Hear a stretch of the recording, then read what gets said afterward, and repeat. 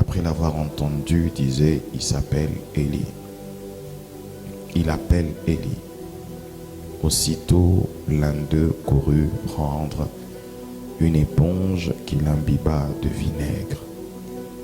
Il la fixa à un roseau et lui donna à boire. Mais les autres disaient, laisse donc, voyons si Élie viendra le sauver. Verset 50. Jésus poussa de nouveau un grand cri et il rendit l'esprit. Hébreux 13, verset 5.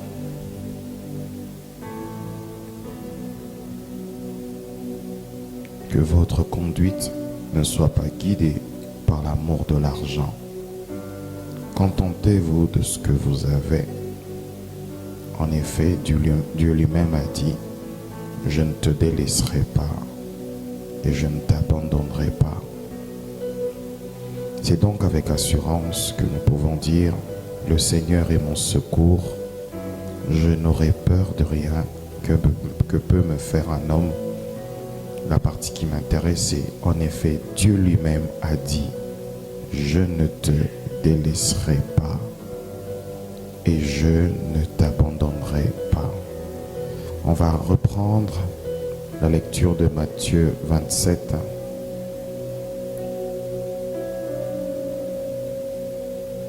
Il y a un fond là, il y a un bruit de fond qui me dérange.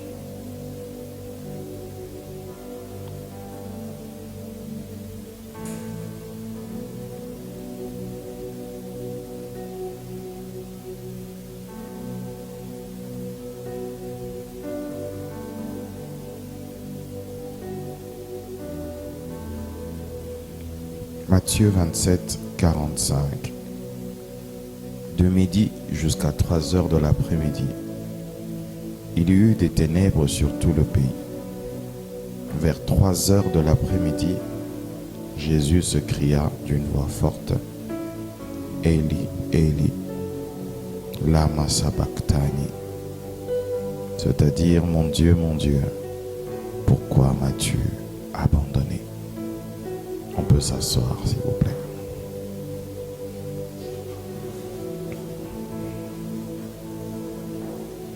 Sincèrement, ce matin, j'ai prévu ne pas être très long. Vraiment, j'ai prévu de ne pas être très long. Depuis 2 semaines, nous avons débuté un enseignement sur les blessures de l'âme. Les blessures de l'âme. Et je suis en train de parler du rejet.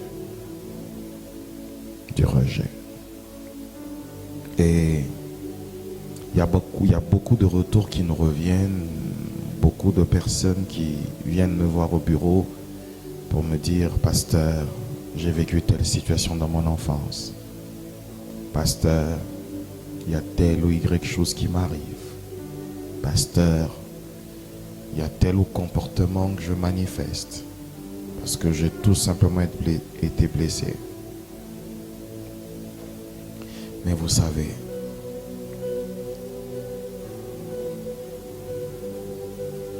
Jésus dit dans Luc chapitre 4 que l'Esprit de l'Éternel est sur moi car il m'a oint pour apporter la bonne nouvelle.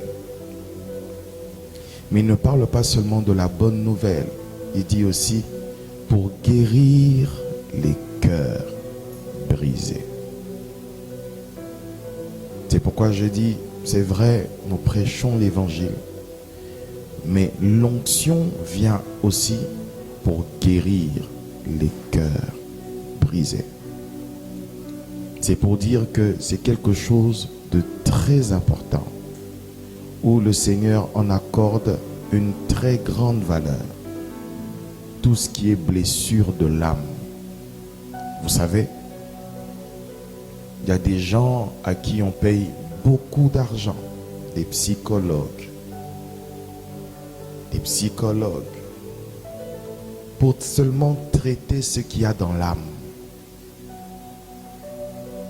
Mais vous savez, les psys ne guérissent pas ce qu'il y a dans l'âme. C'est pourquoi plusieurs peuvent même utiliser plusieurs techniques diaboliques, sataniques, afin de guérir l'âme meurtrie. Heureusement ou malheureusement, la Bible dit: je souhaite que tu prospères à tous égards et que tu sois en bonne santé, comme prospère l'état de ton âme. Donc une âme brisée ne prospère pas. Une âme brisée aura un corps malade, et une âme brisée risque de ne jamais atteindre sa destinée. Et j'ai parlé, et je vais parler jusqu'à la fin de ce mois, malgré la Pentecôte, je vais parler des blessures de l'âme dans la famille, où on parle de rejet. Il y a des familles qui ont connu, dans lesquelles il y a beaucoup de blessures intérieures. Beaucoup de blessures intérieures. Mais ce matin, je voudrais faire juste une parenthèse. Parce que de la même manière qu'il y a des hommes qui sont blessés par des hommes, il y a d'autres aussi qui disent qu'ils sont blessés par Dieu.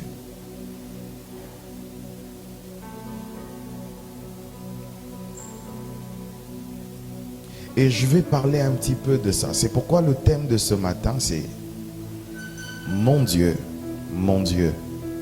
pourquoi m'as-tu abandonné? Mon Dieu, mon Dieu. Si vous êtes un lecteur de la Bible, vous allez vous rendre compte de la première des choses, c'est que c'est l'une des rares fois, ou c'est la seule fois, où Jésus-Christ s'adresse à son Père en disant « Mon Dieu ». C'est peut-être la seule fois où dans une situation, il n'appelle pas Dieu son Père. Mais c'est lui qui a enseigné, quand vous priez, dites notre Père. Mais celui qui a dit notre Père, dans un certain moment difficile de sa vie, n'a pas su dire notre Père, mais a dit mon Dieu, mon Dieu. Il y a aussi un homme de Dieu, Joseph Prince, que j'aime beaucoup, qui a dit ceci. Il dit: Jésus a connu le rejet. C'était une prophétie qui était sur sa vie et il a vécu. Il a connu le rejet dans tous les sens du terme. Les hommes l'ont rejeté. Il leur a fait du bien. Ils l'ont trahi. Il leur a fait du bien. Ils l'ont blessé. Ils ont choisi Barabbas. Ils ont choisi de le tuer. Ils ont choisi de le sacrifier. Mais la plus grande blessure, selon Joseph Prince, ce n'était pas le rejet des hommes. Ce n'était pas l'abandon des hommes. Ce n'était pas les crachats sur son visage. Ce n'était pas l'humiliation. Ce n'était pas le fait qu'on tire au sort pour ses vêtements parce qu'il a été mis nu. Mais le plus grand rejet, selon Joseph Prince, et j'y adhère, c'est que pour la première fois, il se sent seul. Il se sent comme abandonné. Il se sent comme rejeté. Et au lieu d'appeler son Père, il dit mon Dieu, pourquoi m'as-tu abandonné? Pour un moment, il se sent seul. Vous savez combien ça fait mal de se sentir seul quand on est à la croisée de chemin, quand on veut prendre une décision. Tu ne vois pas qui peut te supporter, qui peut t'aider, à avancer, qui peut t'aider à traverser ce désert, qui peut t'aider à choisir la bonne route. Mais il se rend compte et il dit mon Dieu, je suis seul. Pour la première fois de sa vie, Jésus s'est rendu compte qu'il était seul. Et je vais vous assurer, dans un moment de votre vie, vous vous rendrez compte que vous êtes seul. Il y aura des temps où il y aura des moments. Il y aura un moment, ça sera le moment qui va précéder la gloire, le moment qui va précéder le succès, le moment qui va précéder une nouvelle saison. Mais ça sera un moment où vous allez vous sentir comme étant seul. Jésus se retrouva seul à la croix. Lui qui était avec les disciples, mais il s'est retrouvé regardant, il n'y avait plus les 12, il n'y avait plus les 70 à qui il avait donné l'onction pour aller guérir, pour aller chasser les démons. Mais sur cette croix, quand il regarde, il voit le disciple qu'il aimait, mais il voit aussi sa mère. Mais où est Thomas? Où est Pierre? Où est Pierre? Celui qui avait la révélation que j'étais le Messie ou que je suis le Messie. Pierre, où es-tu? Des fois dans les moments durs, on a besoin que les personnes qui te connaissent, qui connaissent ta réalité, qui connaissent la vérité sur ton histoire, soient à côté de toi. Mais là, Pierre n'est pas là. Là, Thomas n'est pas là. André n'est pas là. Philippe n'est pas là. Quelle blessure! Quelle blessure!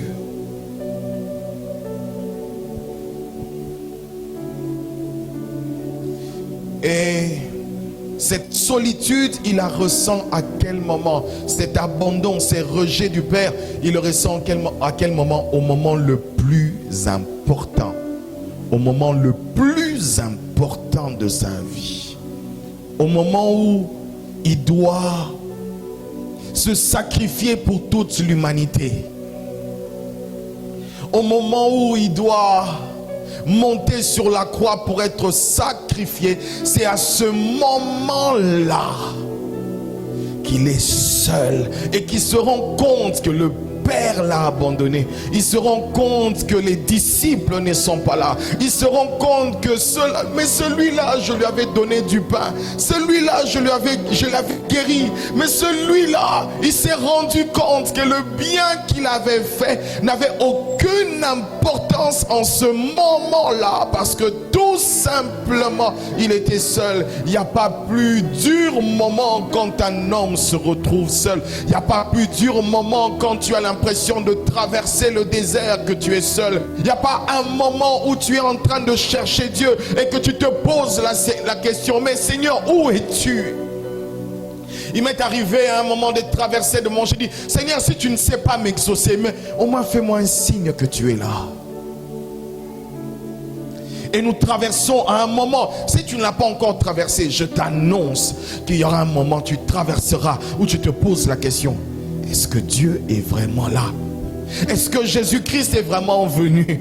Ou tu vas même douter de l'existence de ton Dieu, au point où il dit, mais est-ce que mon Père avec qui j'étais tout le temps, mon Père avec qui je marchais, mon Père avec qui j'ai opéré des miracles, mais je suis sur la croix, c'est pour ça que tu m'as envoyé, mais pourquoi j'ai l'impression que tu m'as abandonné? Il y aura des moments où tu sentiras que tout le monde t'abandonne, c'est encore bien, mais il y aura des moments où tu auras l'impression, tu pries, mais rien ne change. Tu pries, mais rien n'est transformé. Tu es seul devant ta réalité. Tu es seul face à ta situation. Tu es seul face à ton problème. Tu es seul face à ta réalité. Et c'est en ce moment-là que le vrai toi ressort. Joseph Prince dit, assurément qu'il est mort d'une mort cardiaque, d'un arrêt de cœur, parce que tout simplement il avait tellement mal de l'abandon de son père que son cœur était obligé de s'arrêter. De nouveau il poussa un grand cri et il rendit son esprit.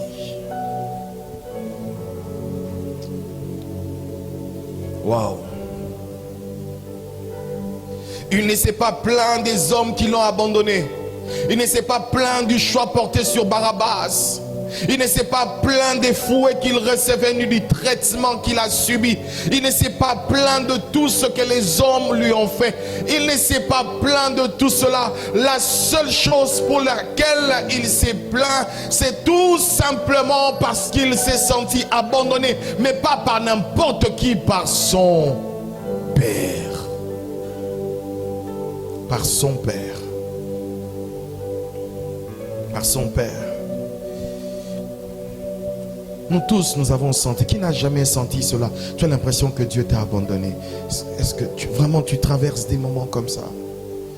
Tu as l'impression que Dieu t'a abandonné. Tu as l'impression que c'est difficile.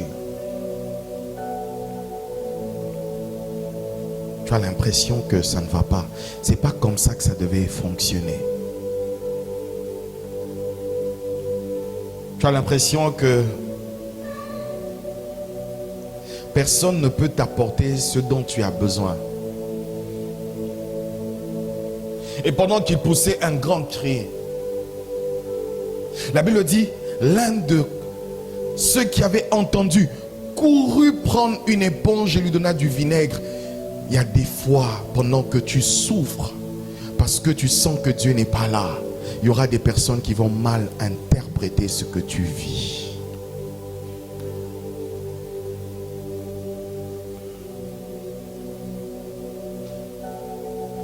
Il pensait qu'il avait soif. Il n'a pas dit qu'il a soif. Il pensait qu'il avait appelé Élie. Il n'a pas appelé Élie. C'est son père qu'il cherche.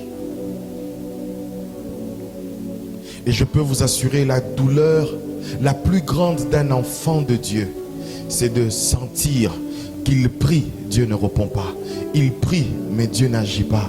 Il prie, il a l'impression que Dieu l'a abandonné. Il traverse des moments d'angoisse. Il y a comme une anxiété qui s'installe, frères et sœurs. Et je l'ai vécu hier. Une anxiété qui s'installe avant-hier. Une anxiété qui s'installe. Tu cherches Dieu, mais tu as l'impression que Dieu n'est pas à gauche. Dieu n'est pas à droite. Dieu n'est pas devant. Dieu n'est pas derrière. Mais tu as une expérience avec Dieu. Mais tu te retrouves à un moment, tu dis, oh, mais est-ce que c'est le Dieu qui m'avait utilisé hier? Est-ce que c'est le Dieu qui m'a parlé hier? Est-ce que c'est le Dieu qui est venu me voir hier? Est-ce que c'est le Dieu qui est venu me chercher hier? Mais quand tu arrives à la croisée de chemin, tu te dis, ça doit être un mirage. Peut-être ce n'était qu'un rêve. Tout ce que j'ai vécu avant n'était qu'un rêve. Tout ce que j'ai vécu avant, peut-être c'est là où c'est ma fin, c'est la fin de ma vie. J'arrive à un moment où je ne sais plus avancer. Je n'ai pas de réponse. Je n'ai même pas une parole qui vient m'encourager, une parole qui vient me fortifier. Je crois qu'à la croix, Jésus-Christ avait besoin peut-être d'un prédicateur pour lui dire, sois fort, le Père est avec toi. Je crois que une semaine, j'ai appelé les responsables des églises de la compassion, le coordonnateur. Je savais ce qu'il avait à me dire. Je savais ce qu'il devait me dire. Mais j'ai dit, j'ai voulu entendre ça de toi. Des fois, tu connais, mais tu as besoin que quelqu'un d'autre te dise. Et Jésus, en ce moment-là, je pense qu'il avait besoin que le Père ne vienne pas le délivrer de la croix. Mais le Père vienne au moins le rassurer par sa présence. Au moins si tu ne parles pas, sois à côté de moi. Au moins si tu ne m'exauces pas, viens rester avec moi. Des fois, frères et sœurs, le malade a besoin du garde-malade. Et le malade, Jésus sur la croix, n'avait aucun garde-malade. Il était abandonné. Et même son Père n'était pas son garde-malade.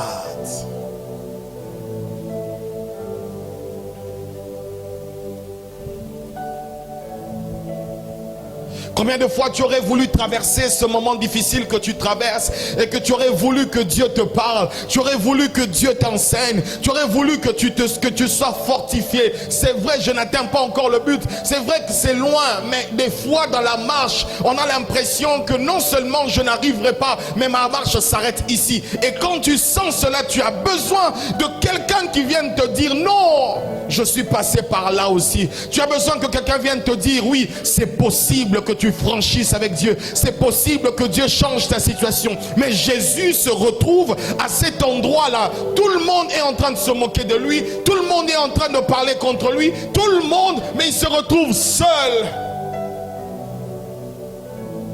L'un des moments les plus douloureux pour une femme, c'est quand elle va en accouchement et elle se retrouve seule. Vous savez, peut-être vous êtes entré quand votre femme a accouché. Moi, je n'ai jamais eu cette force d'entrer parce que c'est tellement difficile et elle se retrouve seule. Et à la fin, c'est le papa qui sort avec le témoignage. Je rends grâce à Dieu. Dieu m'a donné un enfant. Mais la personne qui a souffert, même s'il est avec toi, le mari va seulement dire pousse, mais il ne va jamais souffrir. Des fois, tu as besoin de prendre tes fardeaux et de les déposer à un moment dans la présence de Dieu. Mais tu te rends compte que même ce fardeau, Dieu dit, tu portes ça. Tu portes ça. Et je voudrais te dire ceci, si tu ne traverses pas par ces moments, que tu ne comprends pas cette prédication, je voudrais te dire, les temps arrivent où tu vas comprendre cette prédication. Et si tu traverses des moments difficiles, je suis là pour te consoler, pour te dire, avec l'aide du consolateur qui est le Saint-Esprit, c'est pas là la finalité. Tu ne t'arrêteras pas là. Tu ne t'arrêteras pas là.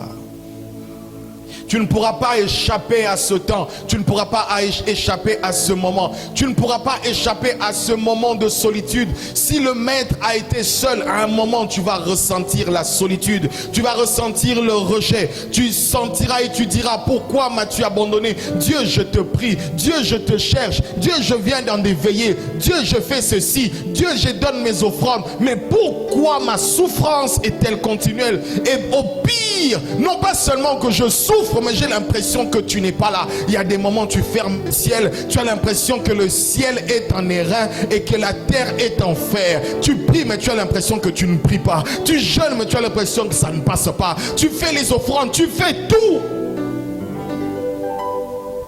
Ça ne marche pas.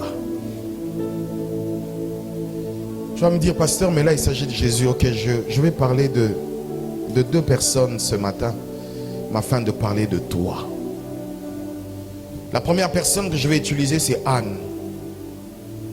Anne, c'est le type de personne qui ont tout ce qu'elle veut, mais elles n'ont pas ce qu'elle désire.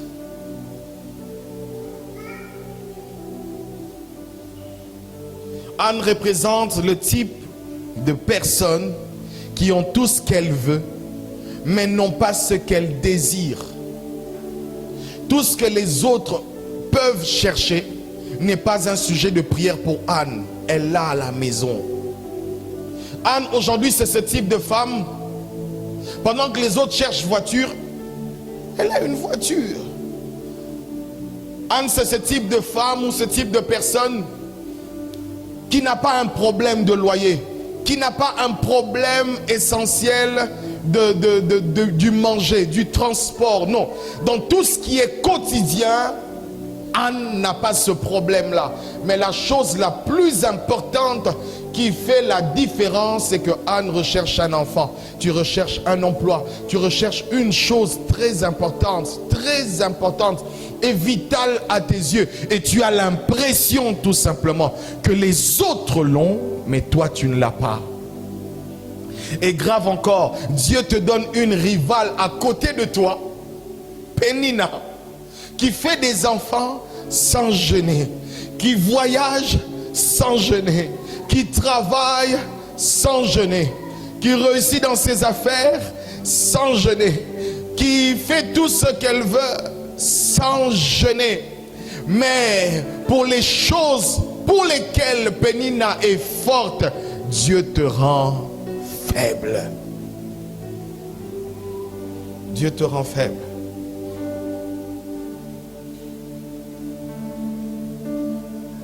Anne, Dieu l'a rendue stérile. Là où toutes les femmes peuvent donner quelque chose, avoir un enfant naturellement, pour elle ça devient un problème. Pourquoi? Parce que Dieu s'en est mêlé. Vous savez, des fois, vous traversez des problèmes, vous traversez des situations difficiles, parce que tout simplement, à la différence de tous, ou à la différence de toutes, ce que vous ne comprenez pas, c'est que Dieu veut vous utiliser particulièrement. Et Dieu veut que le fruit qui ressort de vous soit différent des autres. Pénina avait des enfants, mais nous ne connaissons aucun nom d'enfant de Pénina. Vous avez une vie, mais vous souffrez dans un détail de votre vie. Tout ça, non pas parce que Dieu ne vous aime pas, non pas parce que Dieu l'a rendu seulement compliqué pour rien, mais Dieu l'a rendu compliqué afin de tirer ton attention sur quelque chose. Pourquoi m'as-tu abandonné? Je ne t'ai pas abandonné, mais c'est que je veux faire quelque chose avec ta vie qui nécessite, on aura l'impression d'un petit désordre, mais ce n'est pas un désordre. Ce n'est pas un désordre. Cette femme se retrouve dans une situation bizarre, des années et des années. Et on dit que chaque année, elle montait pour prier. Tous les ans, elle montait pour prier. Ce matin, je voudrais aussi te rappeler la prière que tu ne fais plus, pensant que Dieu n'exauce pas. Dieu te donne la santé, Dieu te guérit, Dieu te donne la force. Mais il y a une prière là que tu ne fais plus. Pourquoi? Parce que tu sais que même si je prie, Dieu ne répond pas, Dieu ne parle pas. À un moment de ma vie, je priais pour reprendre mes études. Je priais pour repartir à l'université. Mais à chaque fois que je priais, Dieu ne me répondait pas. J'en ai même parlé à mon épouse un jour, on en riait même chez moi à la maison. Et qu'est-ce que Dieu faisait? À chaque fois, tu dis, Seigneur, je veux faire mon master. Seigneur, je vais faire mes études. Seigneur, je veux faire ceci. Seigneur, je veux aller là-bas. La nuit. Au lieu de te voir sur le banc de l'école, au lieu de te voir sur le banc de l'université, calmer les enfants, au lieu de les voir là-bas, c'est en ce moment-là, qu'est-ce que tu vois? Tu vois, tu es en train de prêcher. Seigneur, qu'est-ce qui se passe? Qu'est-ce qui se passe? Pourquoi je prie pour mes études, mais tu me parles du ministère? Pourquoi? Je vous ai dit, je voulais être joueur de football. J'avais des rêves. Je ne me rappelle pas avoir prié pour le voyage et que Dieu m'ait répondu. C'était un sujet essentiel. Il y a des choses qui paraissent pour vous essentielles, des choses qui paraissent essentielles à vos yeux, qui ne le sont pas aux yeux de Dieu, parce que tout simplement vous n'avez pas compris le pourquoi vous devez faire X ou Y chose. Si Anne a des enfants comme tout le monde, Samuel ne serait jamais prophète.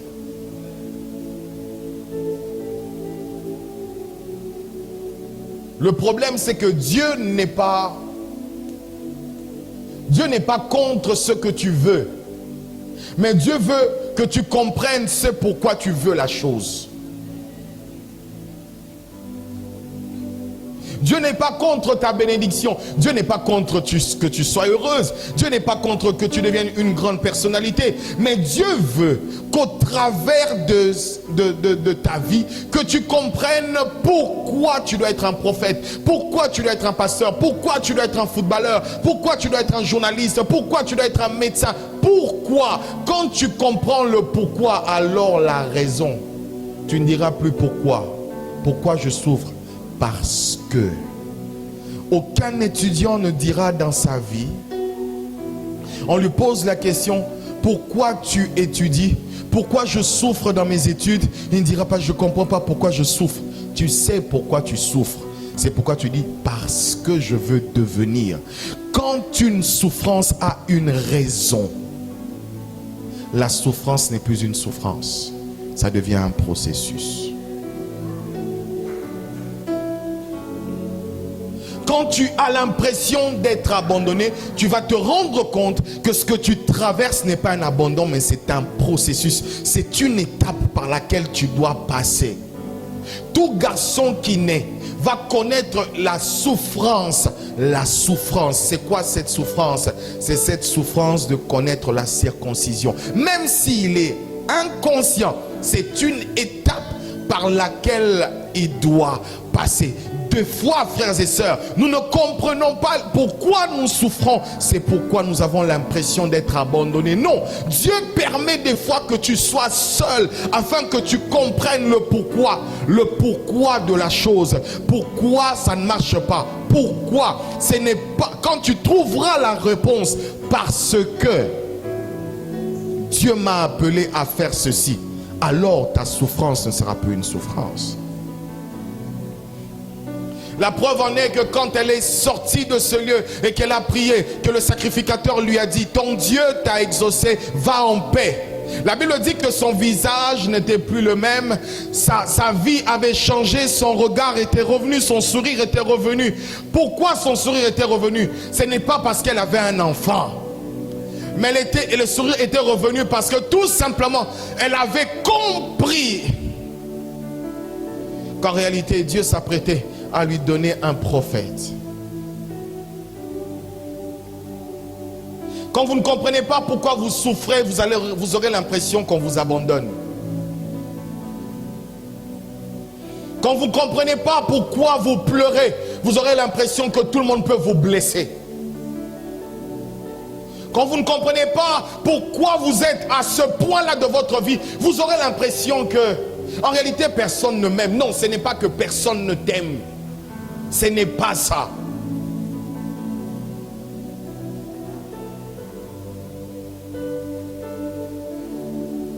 Ce n'est pas ça. C'était le seul moment de sa vie où il s'est retrouvé en souffrance de solitude.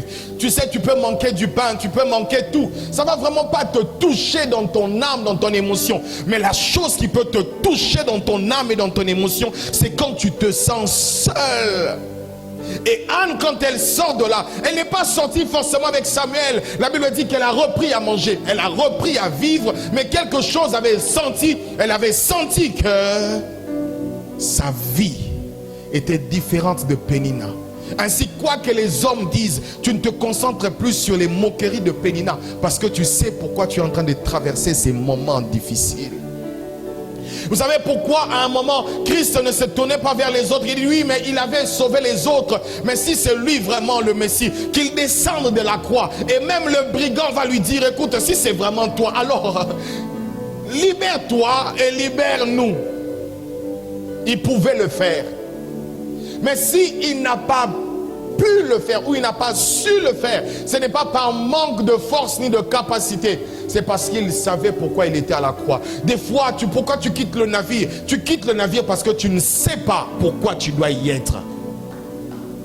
Pourquoi tu quittes quelque chose? Parce que tu ne sais pas. Une personne qui ne sait pas pourquoi elle doit être à cet endroit-là, et quand cet endroit-là n'est pas fleurissant, cet endroit-là devient un calvaire. Écoute, la seule chose qui te permet de rester à un endroit de souffrance, ce n'est pas la beauté de l'endroit, ce n'est pas la climatisation de l'endroit, mais c'est la parole que tu reçois à l'endroit.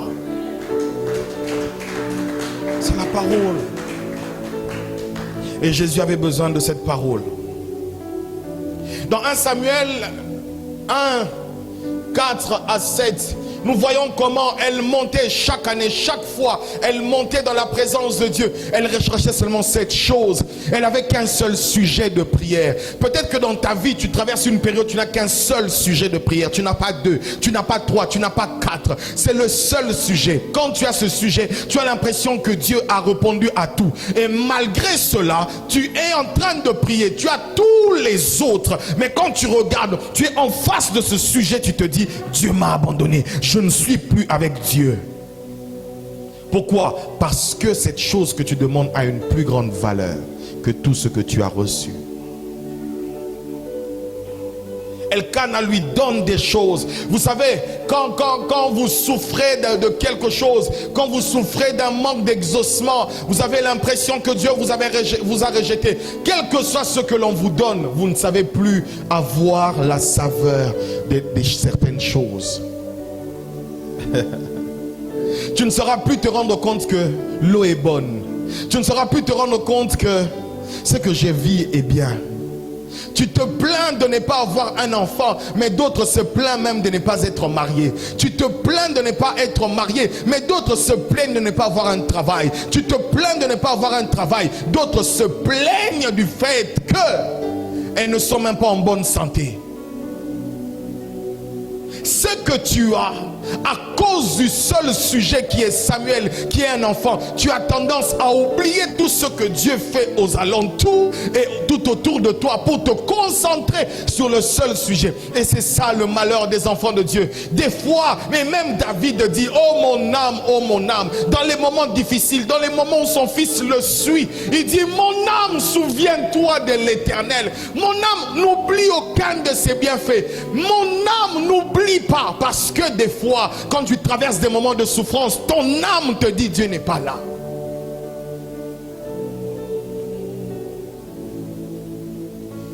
Et il peut arriver des moments où tu vis des temps où tu as l'impression que Dieu n'est pas là.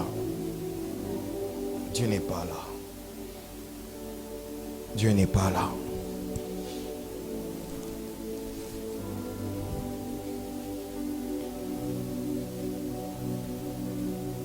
Dieu n'est pas là.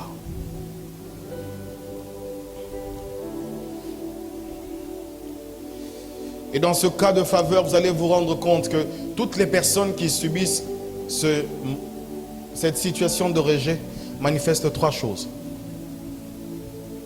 Elles ont l'impression que Dieu l'a rejetée. Elle va manifester la première des choses, la nervosité. Elle finit à peine de prier. Après un temps, elle n'est pas exaucée. La première des choses qui monte dans son âme et dans son cœur, c'est la colère. C'est la colère. C'est la colère. Il n'est pas fâché contre Dieu. Parce que s'il savait là où on pouvait entrer par la porte pour voir Dieu, je vous assure, s'il y avait une porte physique où tout le monde pouvait aller se plaindre, moi je serais le premier à monter. Je me souviens, il y a quelques années, nous étions en train de prier quelque part. J'ai dit à Dieu, Seigneur, est-ce qu'il n'y a-t-il pas un bureau de démission des ministères? J'ai envie de démissionner.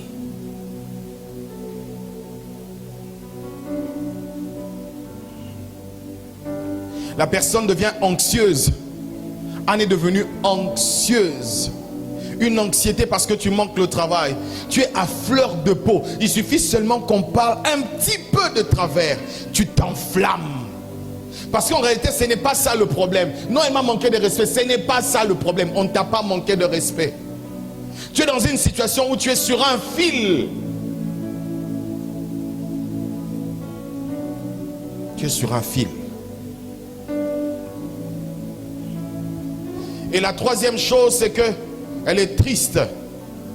Elle vit dans l'amertume. L'un des signes des personnes qui semblent croire que Dieu les a abandonnés, c'est qu'elles vivent dans l'amertume, elles vivent dans la tristesse. Il y a de la tristesse dans l'âme. Et mieux encore, il y a de l'amertume. Quand tu la vois, pendant que les autres sont en train de célébrer Dieu, pendant que les autres sont en train de chanter pour Dieu, pendant que les autres sont en train de proclamer Dieu, et quand elle s'avance, tu le regardes. Mais comment ça va? On est là seulement. On est là seulement. Qu'est-ce que... Ah non, mais nous autres là, nous sommes venus vous accompagner sur cette terre. C'est vous que Dieu écoute. C'est vous que Dieu écoute. Elle a l'impression que Dieu écoute les autres. Elle a l'impression qu'elle est venue accompagner les autres sur terre. Pourquoi chez toi ça marche? Pourquoi ça ne marche pas? Qu'est-ce que j'ai fait?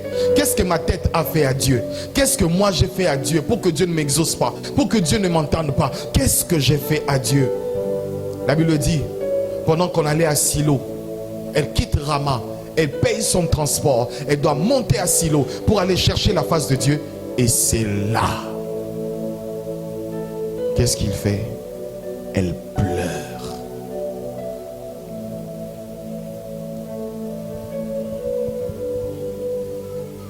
Il est possible que tu traverses un moment où tu as tout, mais tu manques d'une seule chose et tu as l'impression que ce qui te manque, en réalité, Dieu ne te l'a privé. Dieu ne te l'a pas privé. Dieu te prépare à ce que tu y entres vraiment. La Bible dit, parce qu'il a été obéissant jusqu'à la mort, virgule, à la mort de la croix, Dieu lui a donné le nom qui est. C'était pas n'importe quelle mort. De son état à son époque, quelqu'un qui mourait normalement était quelqu'un qu'on pouvait honorer. C'est les gens de mort où personne ne peut pleurer sur toi. La mort de la croix, c'est une mort honteuse. La mort de la croix, c'est une mort rabaissante. La mort de la croix, c'est une mort humiliante. Mais de cette mort, la Bible dit, Dieu a utilisé ce moment d'humiliation. Dieu a utilisé ce moment de rabais. Dieu a utilisé ce moment comme il s'est senti seul. Pour qu'après... Vous savez... Nous tous, nous avons vécu ça. Quand vous regardez un film et qu'à un moment vous trouvez que c'est trop triste, qu'est-ce que vous faites? Vous allez d'abord à la fin. Qui a déjà fait ça? Vous allez à la fin, vous dites, non mais c'est trop triste. Je vais voir d'abord la fin, puis je vais revenir. Malheureusement, avec ta vie, on ne peut pas aller à la fin. Le moment que tu vis maintenant, je ne peux pas te dire la minute que tu vas vivre après si je ne peux prophétiser. Donc je ne sais pas te dire exactement ce que tu vas vivre de la minute, le jour ou l'année d'après. Je ne sais pas ce que tu vas devenir après ce moment. Je ne sais pas. Dieu seul sait. Et des fois, dans des moments comme ça, Dieu se tait. Dieu peut te donner la grandeur des choses qu'il va faire, mais il ne te donnera pas forcément les détails par lesquels tu dois passer. Et quand tu passes par un certain détail qui n'est pas dans la grandeur, tu as l'impression que Dieu m'a abandonné. Non, Dieu ne t'a pas abandonné. Tu es dans le plan.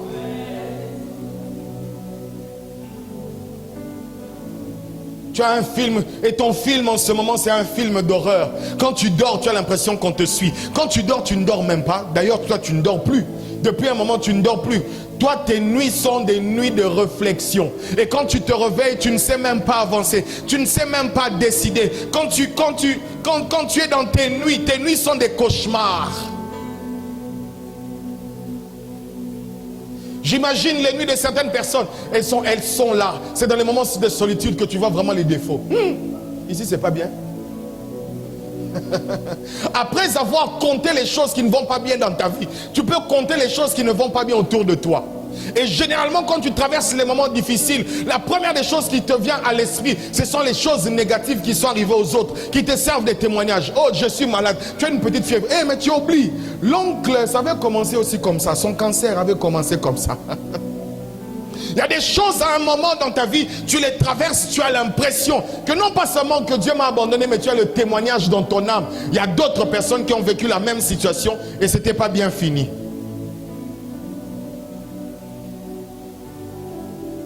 Anne, à cause d'une seule chose, elle est mal dans son âme. Elle est mal dans son âme. À cause d'une chose, elle est mal dans son âme. Elle a à manger, elle a à boire, elle a la santé. Parce qu'il lui manque une seule chose. Elle est mal dans son âme.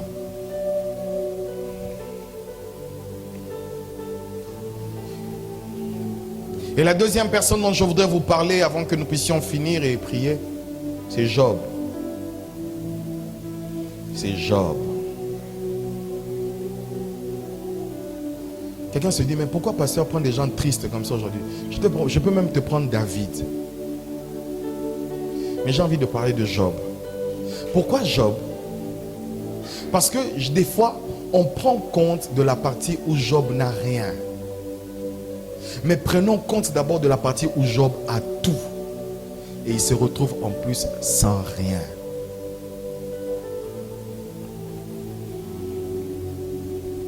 Écoutez, frères et sœurs, il arrivera à certaines personnes, pas à tout le monde, je prie que ce ne soit pas toi, que tu aies tout, mais que tu perdes tout aussi.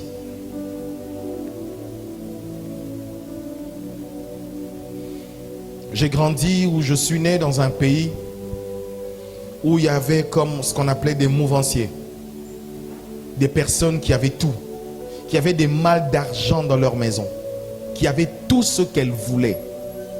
J'ai étudié au collège avec des amis où il y a All-Star Game le vendredi à minuit. Elles quittent Kinshasa jeudi. Elles se retrouvent aux États-Unis. Elles vivent le match d'All-Star Game sur place. À l'époque avec Jordan, toutes ces grandes personnes, Shaquille O'Neal, avec toutes ces grandes personnes. Mais après, lundi, elle ne vient pas. Mardi, elle entre. Elle a des J13. Hé, mon ami, Tu as déjà vécu avec des personnes où si elle dit que je veux sortir, elle fait tout ce qu'elle veut. Il y a des personnes qui ont grandi dans des familles avec une grande opulence. Une très grande opulence. Ne manquant de rien. Et pourquoi j'ai pris Job? Parce que certains disent, des fois quand on perd les choses, c'est parce qu'on n'a pas Dieu. Non, Job avait Dieu. Mais Dieu a permis qu'il perde ce qu'il avait pour se retrouver dans un état où la Bible dit ses amis viennent pour le consoler. C'est ce passage, je l'ai vu que ce matin, sincèrement. De toutes les fois que j'ai lu ce passage, je l'ai vu. Ses amis viennent.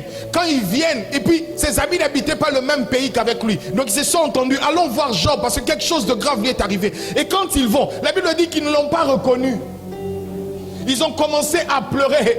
Frère, des fois Dieu te mettra dans une certaine condition où ceux qui te connaissaient auparavant ne te reconnaissent pas aujourd'hui.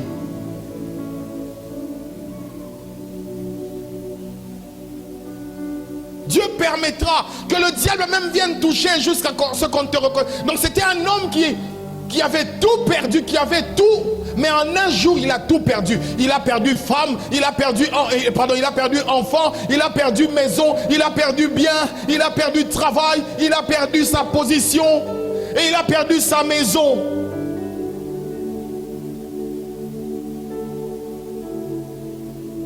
Mais j'aime. Vous savez, quand Dieu permet que vous passiez une période où vous êtes dans le désert, il permettra que même ceux qui viennent vous consoler deviennent ceux qui viennent vous affliger.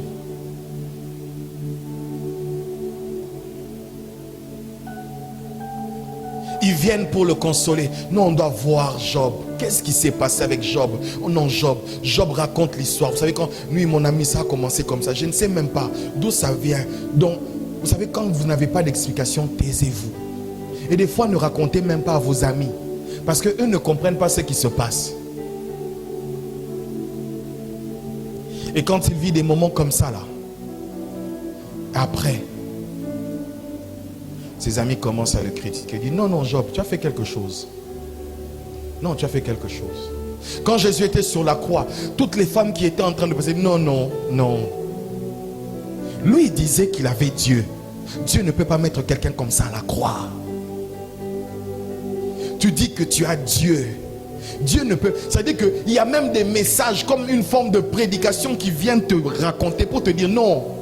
Et toi-même tu es convaincu. Tu sais pourquoi les gens font des jeûnes. Je vais briser les liens de famille, les liens de ceci. Pourquoi? Parce que quand elles se retrouvent dans des situations où elles ne trouvent pas des réponses, les seules réponses sont négatives.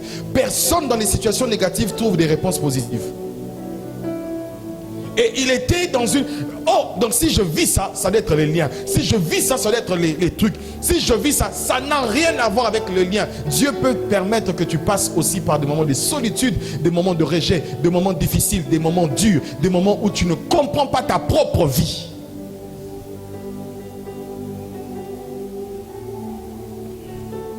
Job, on le critique. Et au point où sa femme vient même lui dire, écoute, mon gars, tu souffres trop. Insulte Dieu, puis meurs. Et la Bible dit que Job ne pécha point. Mais écoutez ce que Job 3 dit. Job 3, 11, la Bible dit, pourquoi ne suis-je pas mort dans le ventre maternel? Ça veut dire que Job a oublié qu'il était un homme riche. Job a oublié qu'il avait tout ce qu'il avait. Pourquoi ne suis-je pas mort? Ça veut dire que Job a décidé de ne même... Il a désiré de ne pas voir la vie. Il a oublié. Il y a des choses qui te font oublier que tu as vécu de moments de joie, de moments de gloire, de moments... Pourquoi? Parce que tu as tout perdu. Et quand tu es là, tu dis, fallait même que je ne naisse pas. Pourquoi je suis né? Pourquoi? Et pire encore, il dit, pourquoi n'ai-je pas expiré au sortir du ventre de ma mère? Pourquoi, quand seulement je suis sorti, pourquoi je n'étais pas mort?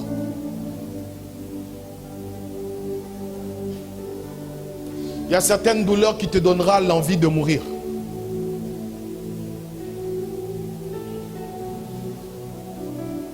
Et dit, pourquoi je ne suis pas mort? Et il va encore plus loin.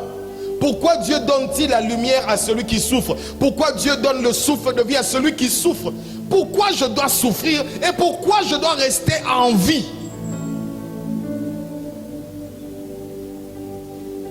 Je souffre, Seigneur. Pourquoi tu veux que je reste en vie? Et il dit, pourquoi Dieu donne la vie à ceux qui connaissent l'amertume? Ça, c'est Job. Mais qui est Job? C'est quelqu'un qui était l'homme le plus riche et le plus intègre.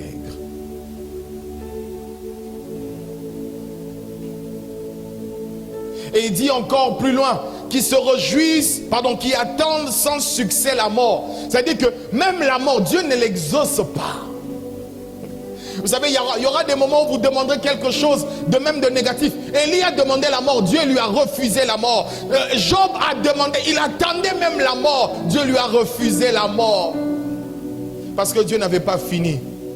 Vous savez, quand vous avez l'impression que tout semble fini, je voudrais te dire que Dieu n'a pas fini avec toi. Je voudrais le répéter pour que tu comprennes. Quand les choses semblent dures, elles semblent extrêmes et que tu as l'impression que c'est fini, tu dis que Dieu n'a pas fini. Quand tu te retrouves comme Élie et Akab et à ta poursuite, tu as l'impression que ce que tu viens de faire te crée encore des problèmes et que tu dois courir, que tu dois chercher et tu t'enfuis. Tu te retrouves à un endroit, tu dis je dois mourir, Père, prends-moi. Le ciel ne te répondra pas. Généralement dans ce temps-là, même le ciel ne te répond pas. Et Dieu s'arrange, non pas à ce que seulement le ciel ne te réponde pas, mais que tu n'aies même aucune... Tu ne verras ni nuage, ni oiseau pour interpréter ce que tu vois. La Bible dit, Élie dorma.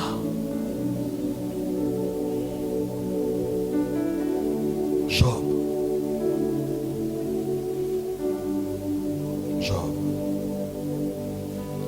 Au verset 24, il dit, en effet, la seule nourriture qui se présente à moi, ce sont mes soupirs. Il était pauvre à un point, il était devenu pauvre à un point où la seule nourriture qu'il a dans sa vie, ce sont ses soupirs. Et mes cris de détresse déferlent comme l'eau. De la même manière qu'une eau peut couler, de la même manière, ces cris étaient comme une eau qui coule. Peut-être que tu es en train de souffrir à ce point-là dans ton âme. Tu es en train de souffrir à ce point-là dans ta vie. C'est possible.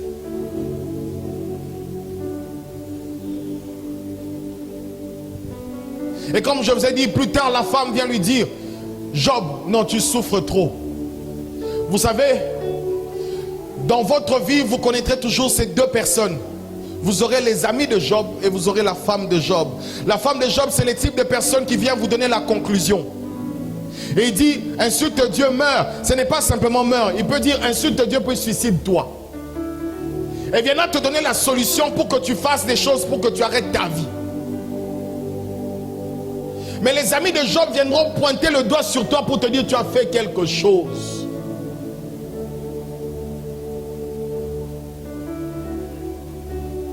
Quelle grande blessure quand les hommes viennent apparemment pour vous réconforter. Mais en réalité, c'est pour chercher la petite bête. Pour chercher la petite bête. Et j'aime cet homme qu'on appelle Elihu. Elihu, c'est l'un des amis de Job, qui était le plus jeune des amis de Job. Le plus jeune d'entre tous. À un moment, il dit, je vous ai laissé entendre, je pensais que la sagesse allait parler, mais la sagesse n'a pas parlé. Ça dit que c'était un homme, il a vu tout ce qui s'est passé, il a entendu Job, il a vu les discours de tous les autres amis. Mais il avait l'impression, comme il était jeune, il dit, j'ai eu peur de parler, j'ai eu peur d'ouvrir ma langue, de peur à ce que l'immaturité de mon âge puisse être connue. Mais je me suis rendu compte que dans votre vieillesse, dans votre soi-disant sagesse, vous n'êtes pas mature. Et Elihu dit, Job, penses-tu avoir raison? Tu penses que tu as raison. Parce qu'à un moment, quelqu'un qui vit des moments difficiles commence à beaucoup parler. Cette anxiété fasse que cette personne devient, elle commence à déprimer. D'autres il y a comme quelque chose qui se passe dans la tête. Elle perd le nord, elle perd le sens, ça commence à parler. Il dit, mais moi j'ai raison, mais pourquoi Dieu peut me faire ça? Pourquoi Dieu peut me faire ça? Elihu était là tranquille, était en train de regarder comment Job était en train de se plaindre, mais il ne péchait pas. Job était en train de se plaindre. Après il dit, j'ai envie de parler, écoutez-moi. Il commence par Job, il dit, je vais parler à toi Job, et je vais parler à nous autres ici. Parce que je pensais que la sagesse allait sortir, mais la sagesse n'est pas sortie. Penses-tu que tu as raison? Parce que toute personne qui souffre pense qu'elle a raison de ne pas souffrir. Ça veut dire que ce qui s'abat sur elle est comme une injustice.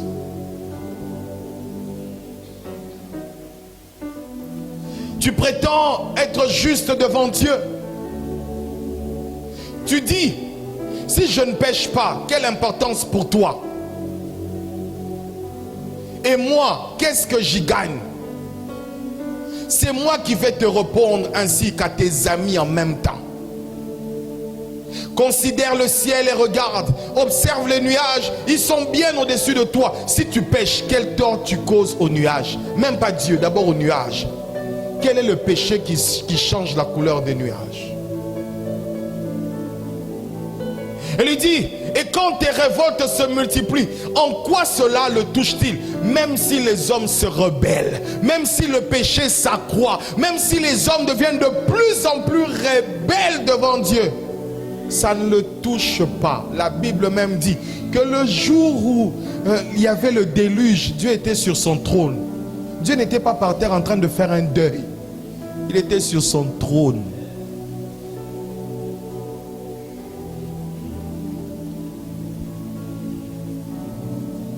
Et il dit, si tu es juste, quel cadeau lui fais-tu? Ou que reçoit-il de ta part? Est-ce qu'il y a un guichet où les justes sont payés? Ou parce que tu es juste, tu offres à Dieu des cadeaux? Des fois, quand tu as l'impression que Dieu t'a abandonné, tu commences à dire certaines choses. Je prie que Dieu t'envoie Elihu. Elihu est l'image du Saint-Esprit pour te rappeler. Mais qu'est-ce que tu es en train de raconter? Qu'est-ce que tu es en train de dire? Tu penses que tu es sage?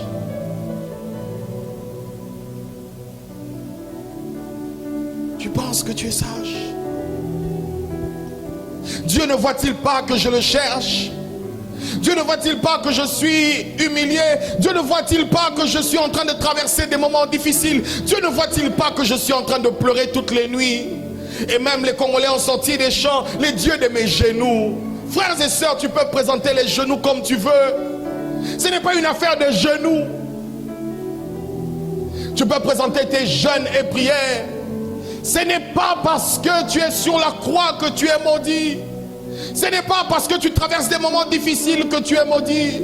C'est un processus par lequel Dieu veut que tu passes. Mais malheureusement, ce processus, tant que tu ne le comprends pas, cela sera dur. Vous savez une chose, tu supportes la piqûre. Pourquoi? Parce que tu sais, un, que ça ne traîne pas, et deux, c'est pour te guérir. Et des fois, tu sais pourquoi tu ne supportes pas la douleur. Un, c'est parce que tu ne sais pas quand elle va s'arrêter. Et deux, tu ne sais pas pourquoi Dieu t'y emmène.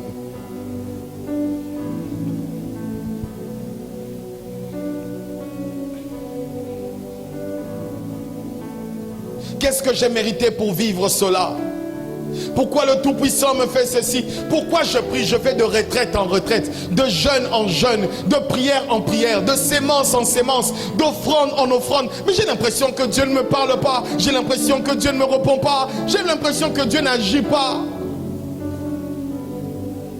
Pendant que tout Israël croyait que Dieu leur avait abandonné, et pendant 400 ans, il y avait un silence. Et eux ne savaient pas que Dieu était en train de rechercher une Marie pour que Jésus naisse. Des fois, le silence de Dieu n'est pas le fait qu'il boude, qu'il est fâché ou qu'il fait des caprices. Non, Dieu est occupé. Je vous ai dit une fois, quand Dieu ne parle pas, sache que Dieu est occupé à travailler pour toi. Et des fois, le travail de Dieu se fait en silence. Pendant que Jésus était sur la croix et qu'il avait l'impression d'être abandonné, non, il n'était pas en train d'abandonner. Dieu était en train de préparer les mécanismes de la résurrection. Pendant que toi, tu es en train de dire, je m'arrête ici. Non, Dieu est déjà à la prochaine étape.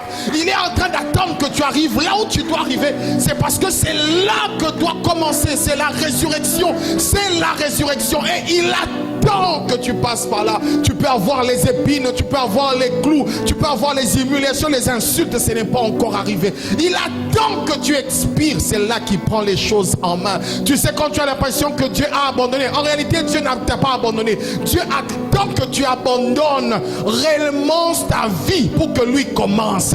C'est alors la Bible dit que Jésus expira. Il dit, entre tes mains je remets mon esprit. Ah, puisque tu as remis maintenant entre mon esprit, c'est là que je commence.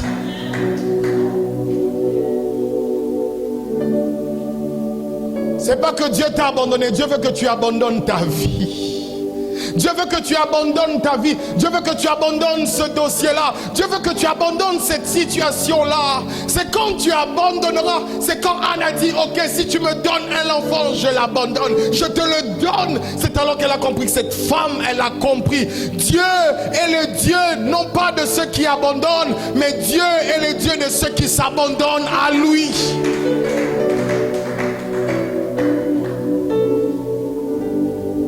Dieu est le Dieu de ceux qui s'abandonnent à lui. J'ai envie de lui dire, oui, prends tout, Seigneur. C'est vrai que tu passes par des moments difficiles, des moments où tu ne sais pas, tu cherches des solutions par toi-même, tu cherches comment te sortir d'une situation. Non, Dieu n'a pas besoin que tu viennes en lui emmenant une fabrication de solutions. Dieu veut d'abord que tu t'abandonnes à lui. La résurrection, Jésus, elle ne se manifestera pas quand tu as envie. La résurrection attend que tu sois mort. Dieu ne voit-il pas que je le cherche? Frère, si vous vous arrêtez au moment où vous souffrez, on aura l'impression que Dieu a vraiment abandonné. La Bible dit, je ne te délaisserai point, je ne t'abandonnerai point. Il y aura des moments où vous aurez l'impression que Dieu vous a vraiment abandonné. Il y aura des moments où vous aurez l'impression de subir l'injustice. Il y aura des moments où vous aurez l'impression que tout le monde m'a rejeté. Dieu m'a aussi rejeté. Il y aura l'impression que vous méprisez votre propre vie. Il y aura des moments où vous allez vivre des moments où vous dites, mais ça me sert à quoi de vivre? C'est là que tu dis, Seigneur, ok, je peux plus. Je ne peux plus. Prends tout, Seigneur. Prends tout. Oui, prends tout, Seigneur. Oui, prends tout, Seigneur. Entre tes mains, j'abandonne tout avec. Dieu n'est pas un Dieu qui abandonne, mais Dieu est le Dieu de ceux qui s'abandonnent à lui. Tu vois, quand tu as l'impression que tu as été abandonné, en réalité Dieu attend que tu t'abandonnes.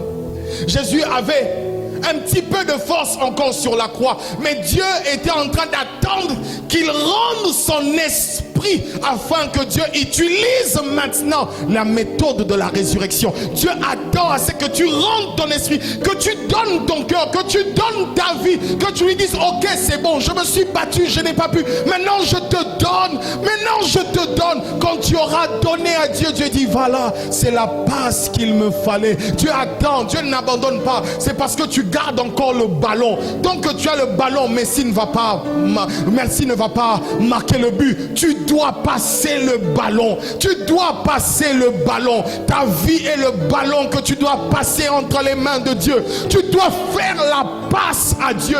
Tu dois donner le ballon à Dieu. Donne ta vie à Dieu. Donne ce ballon à Dieu.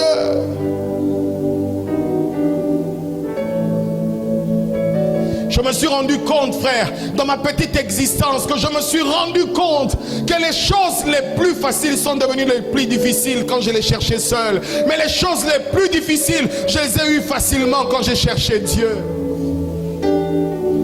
Tout ce que j'ai abandonné à Dieu, Dieu me l'a donné. Mais tout ce que je pensais avoir de ma propre main, je les ai perdus. Ce que tu crois gérer seul, tu le perdras. Ce que tu crois gérer seul, tu perdras. Ce n'est pas que Dieu t'a abandonné, mais Dieu cherche les personnes qui s'abandonnent à lui. Entre tes mains, j'abandonne tout avec bonheur. Oui, prends tout, Seigneur.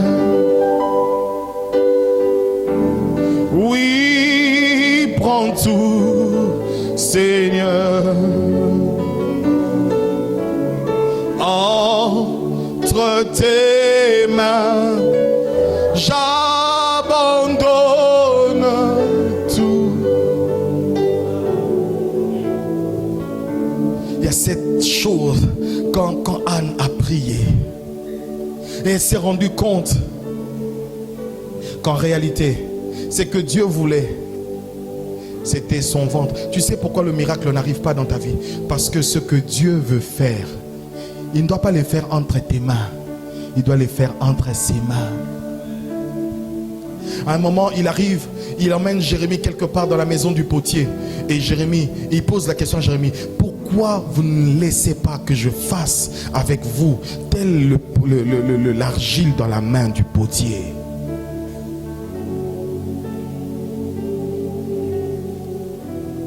Dieu veut que tu passes à ce niveau. Pourquoi? Parce que le niveau prochain ne dépend pas de toi. Le niveau prochain ne dépend pas de toi. Alors si te remets la gloire du niveau prochain à tes mains, tu vas la perdre. Tu vas être un sujet de scandale. Mais Dieu veut passer par toi. Mais Dieu veut que tu lui donnes ça. Dieu veut que tu lui donnes ça. Dieu veut que tu lui donnes ce détail de ta vie qui semble si important, mais qui provoque de l'anxiété chez toi. Dieu veut que tu donnes ce détail de ta vie qui semble si important, mais qui te rend triste. Pourquoi? Parce que tu as l'impression que tout autour de toi est en train de fleurir, mais sauf ce détail de ta vie. Mais tu dis à Dieu: Seigneur, je fais tout, je fais tout. Non, frères et sœurs, en matière de résurrection, il faut que tu meurs. En matière de résurrection, tu dois connaître la mort. S'il y a eu les pains, il y a eu les poissons, il y a eu l'eau changée en vin, ça c'est des miracles de vie. Mais des miracles après la résurrection demandent que tu traverses par la mort. Oui, prends tout, Seigneur. Oui, prends tout, Seigneur. Entre tes mains, j'abandonne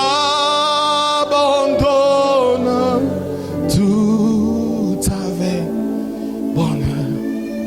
Écoutez, si vous suivez le film de la crucifixion, si vous vous arrêtez là, vous aurez l'impression que c'était ça la fin du film. Quand on regarde ta vie, en réalité, tu ne vois pas comment tu vas t'en sortir. Tu ne vois pas comment tu vas sortir de cette situation. Et tu te dis, assurément, c'est la fin. C'est la fin. J'aime Jésus. Jésus est un cinéaste américain, il n'est pas un cinéaste français. Les cinéastes français écrivent les textes de manière que même à la fin, à l'aide de l'homme doit mourir. Mais les cinéastes américains, Rambo ne mourra pas. Il est le seul à combattre tout un pays. Les chars de combat, les hélicoptères. Mais il ne va pas mourir. Si tu t'arrêtes à ta vie aujourd'hui, tu auras l'impression que ça ne sert à rien de vivre.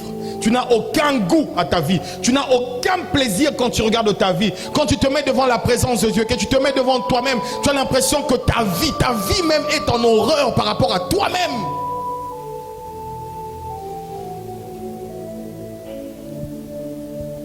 Si tu t'arrêtes à ce chapitre-là, et je t'assure, Dieu ne te sauvera pas de cette situation. Parce que la transition entre La mort et la résurrection, ça doit être l'abandon au milieu.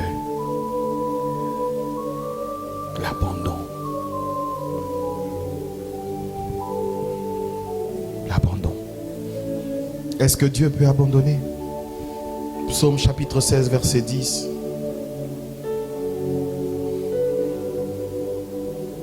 Car tu n'abandonneras pas mon âme au séjour des morts et tu ne permettras pas que ton bien-aimé connaisse la décomposition, connaisse la putréfaction. Psaume 9, verset 11. Ceux qui connaissaient ton nom, ceux qui connaissent ton nom se confient en toi, car tu n'abandonnes pas ceux qui te cherchent. Éternel. Hébreux 13, verset 5. Que votre conduite ne soit pas guidée par l'amour de l'argent. Contentez-vous de ce que vous avez. En effet, Dieu lui-même dit. Ce n'est pas un ange qui dit pour Dieu. Dieu lui-même dit. Je ne te délaisserai pas et je ne t'abandonnerai pas. C'est donc avec assurance que nous pouvons dire: le Seigneur est mon secours. Je n'aurai peur de rien. J'aime encore ces chants qu'on a chantés dans les assemblées de Dieu. Je ne sais pas si vous le connaissez, c'est un vieux cantique. Il dit: je ne crains point cette multitude et tous ceux qui se lèvent contre moi. Car toi, mon roi, toi, mon bouclier, tu es ma force, je crois, et tu relèves ma tête. Il y aura des temps, frères et sœurs, tu as l'impression que tu es sans force. En réalité, Dieu veut être le Dieu de ceux qui n'ont pas de force, pour que ceux qui sont sans force puissent dire que Dieu est ma force.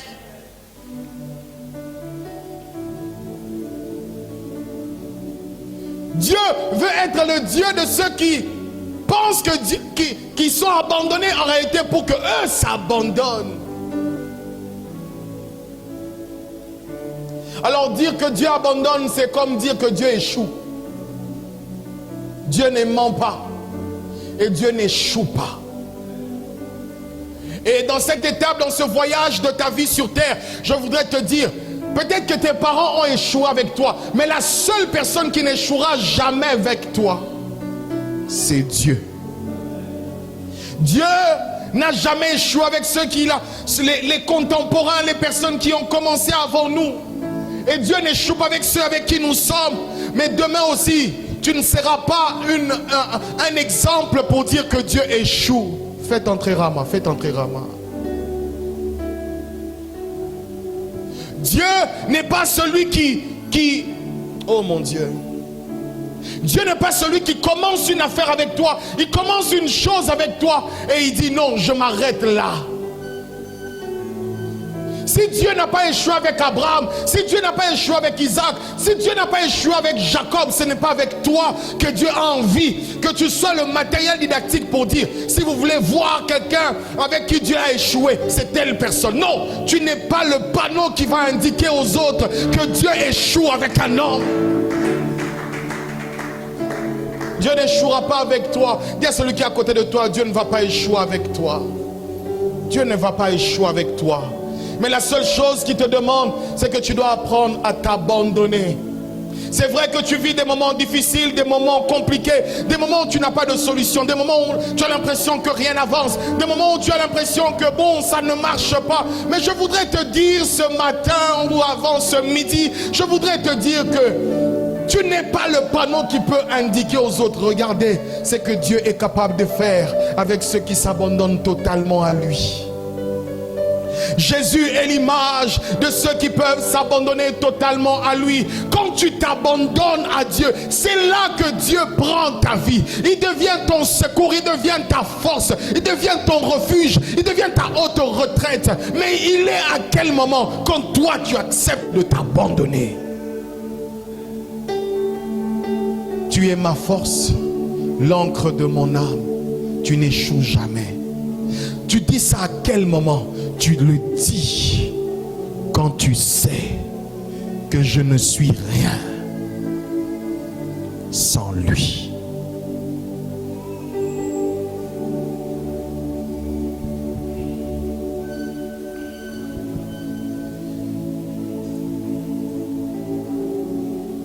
David prophétise sur le Messie dans Psaume 16. La Bible dit: tu ne permettras pas, ô Éternel, tu n'abandonneras pas mon âme au séjour des morts.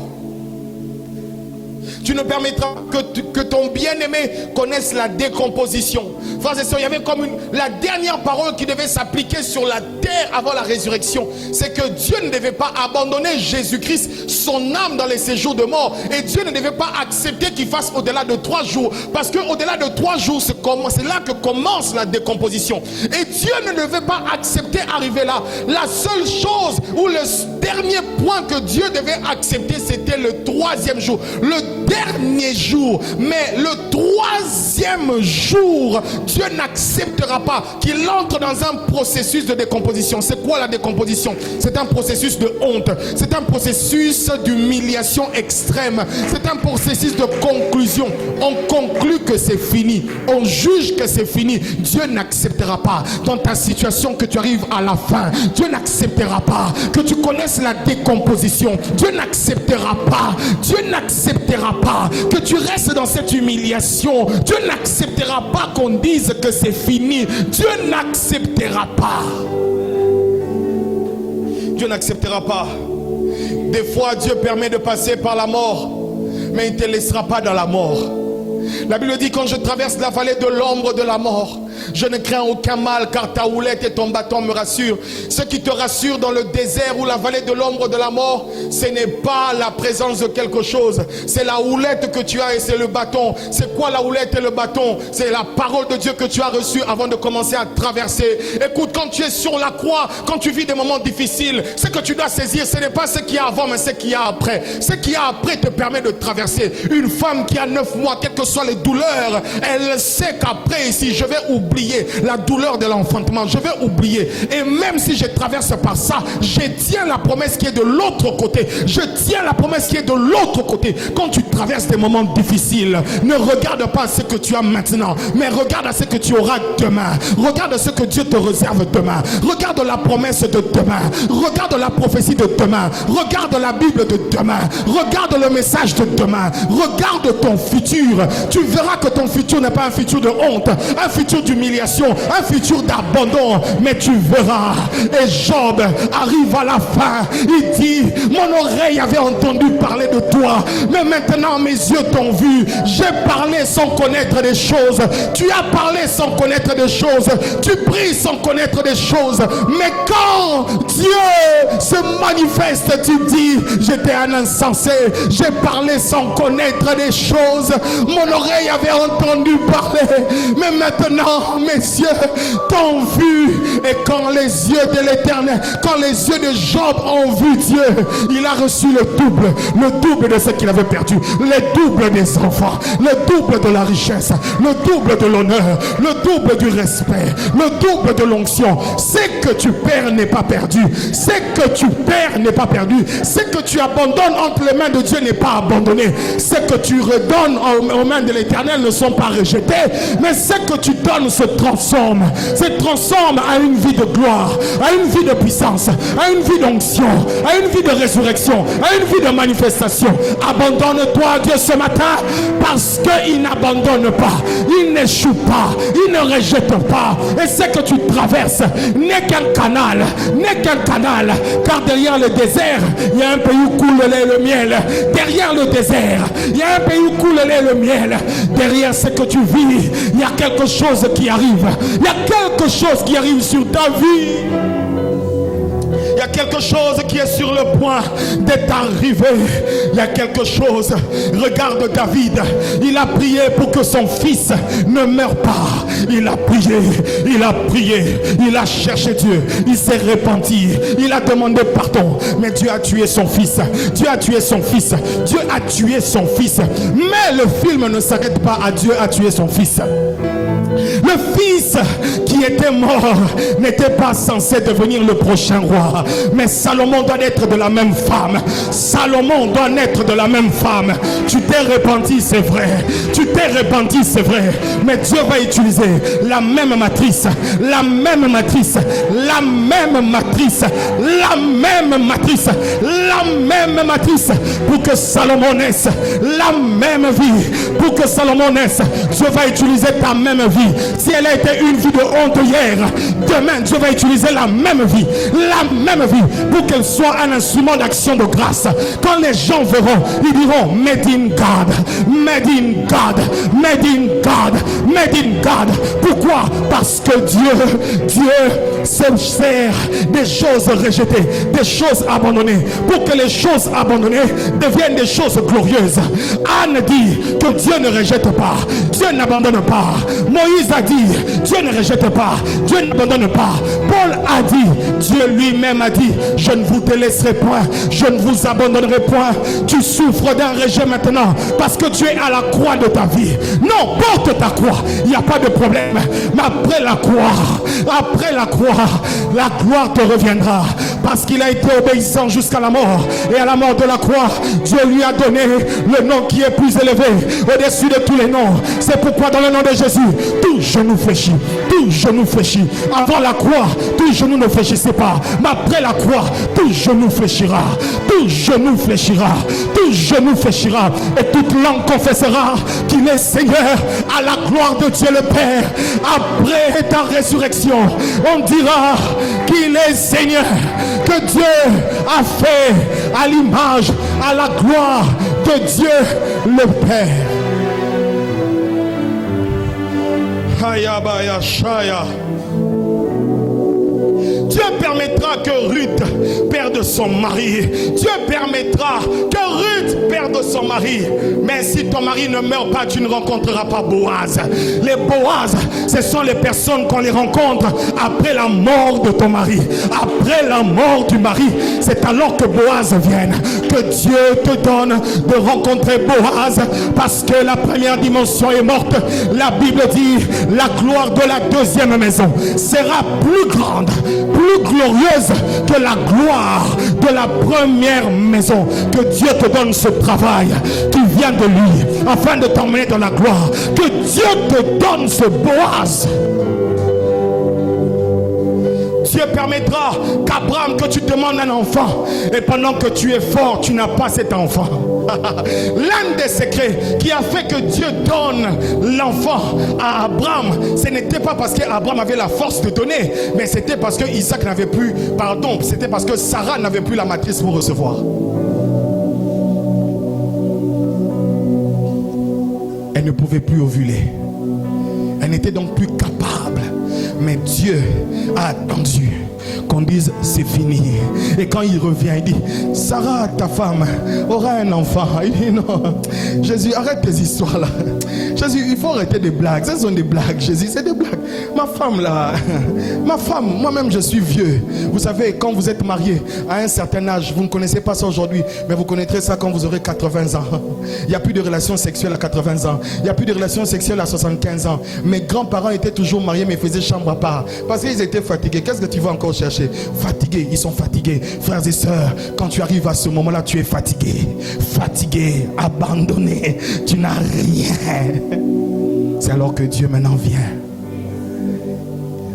Pour que tu ne dises pas qu'Isaac est l'enfant de ma force, que tu appelles Isaac l'enfant de la promesse. Pour dire qu'il n'y a aucun détail de moi que je puis mettre dans cet enfant pour dire qu'il vient de moi.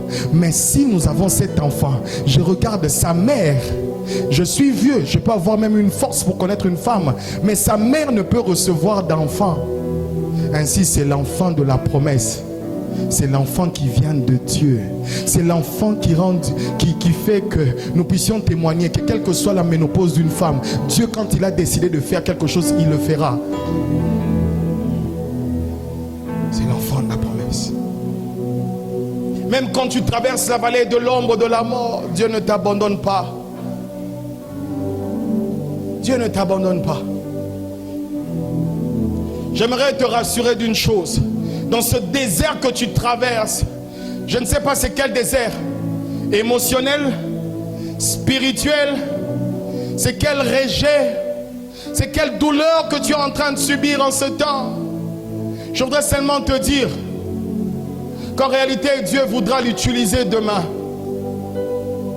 On pose la question à Jésus. Est-ce que c'est cet enfant ou cet homme ou ses parents qui ont péché pour qu'il soit dans cette condition? Et Jésus répond, ce n'est ni lui, ni ses parents qui ont péché. Mais en réalité, sa vie, Dieu a permis que quelque chose comme ça arrive pour que cet enfant serve à la gloire de Dieu. Frère, quand tu veux être un instrument de gloire, sache que tu vas revêtir des fois des habits d'humiliation. Sache. Mais ce que je voudrais te dire ce matin, avant de finir, c'est que le secret pour en sortir, c'est de t'abandonner. Plus ça fait mal, plus abandonne-toi. Plus ça fait mal. De minuit à 3 heures, il y avait les ténèbres, il y avait la souffrance. Jésus tenait encore. Il tenait encore. La Bible dit que Jésus est le premier à mourir des 3. Parce que les autres ont tenu et on devait leur briser les jambes. Mais lui, ses os n'ont pas été brisés parce qu'on l'a trouvé déjà mort. Pourquoi on brisait les jambes? C'était pour accélérer la mort. Pourquoi on mettait sur la croix? Pour que ce soit une humiliation pour les autres. Pour que les gens voient que si vous faites ça, c'est comme ça que vous allez finir. Mais pourquoi on brise? On brise les jambes pour accélérer la mort. Mais on n'a jamais brisé ses jambes. Pourquoi? Parce qu'il ne tenait pas à vivre. Il ne tenait pas à la vie. Quand la vie voulait le réclamer, il dit, entre tes mains, j'abandonne ma vie. Et la Bible dit, il cria, puis il expira. Et après ça, qu'est-ce qui s'est passé? 3 jours après, celui qui était mort, un jour on va dans le tombeau. On trouve que la pierre a été roulée. Qu'est-ce qui se passe? Elle se précipite, elle entre pour voir. Elle se pose la question, où avez-vous mis le corps de mon Seigneur? Et c'est là un ange lui dit, pourquoi cherchez-vous un vivant parmi les morts? La mort n'a pas su le retenir. C'est pas parce que lui il avait la force sur la mort. C'est parce que le Dieu qui lui avait envoyé avait déjà promis que la mort ne pourrait pas le retenir. Alors ce que lui devait faire, c'était de remettre son esprit, pas son âme. Parce qu'à quel moment l'homme meurt? C'est quand son âme quitte son corps. Mais lui a remis son esprit. Quand il a remis son esprit, il expira. Son âme va dans le séjour de mort, mais son âme ne connaît pas. Parce que quand tu vas dans le séjour de mort, il y a les repos. Quand tu vas dans le sein d'Abraham, quand tu connais le séjour de mort, c'est pour le repos. Mais lui, quand il est allé dans le séjour de mort, il n'est pas allé se reposer. Il est allé encore prêcher. Il est allé encore prendre.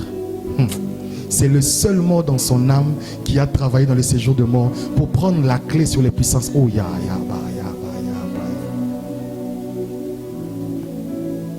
Et quand il finit de travailler là, ça dure 3 jours. Je ne sais pas toi combien de temps ça va prendre. Mais tout commencera quand tu accepteras de mourir. Tout commencera quand toi tu accepteras de t'abandonner. Ça ne commencera pas parce que tu as ta force. Dieu n'a pas besoin de ta force pour te donner ce dont tu as besoin. Dieu a besoin de ta mort pour te donner ce dont tu dois avoir. Dieu n'a pas besoin de ta force. Quand Dieu veut faire quelque chose, s'il veut le concours de ta force, il te le dit. Mais s'il n'a pas besoin de ta force, il te dira. La résurrection, Jésus ne s'est pas ressuscité. C'est Dieu qui l'a ressuscité.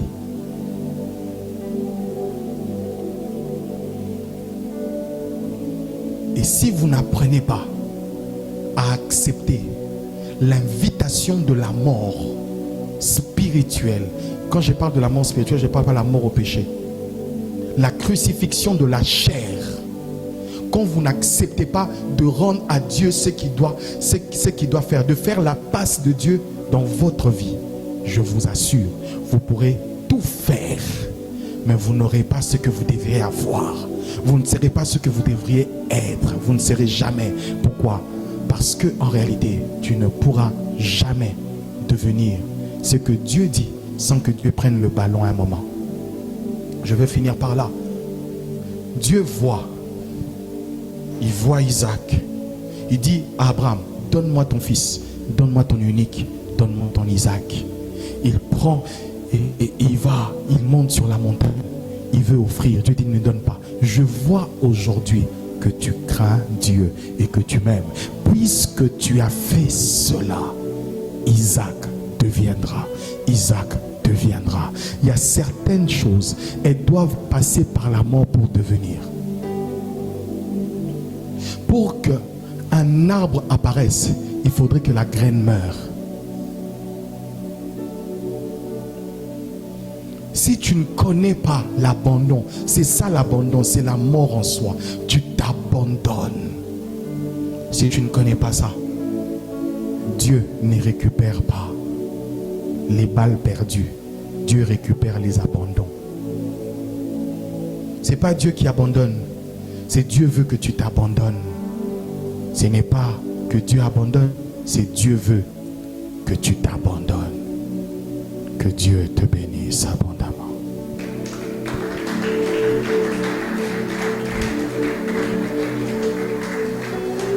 On va se tenir debout.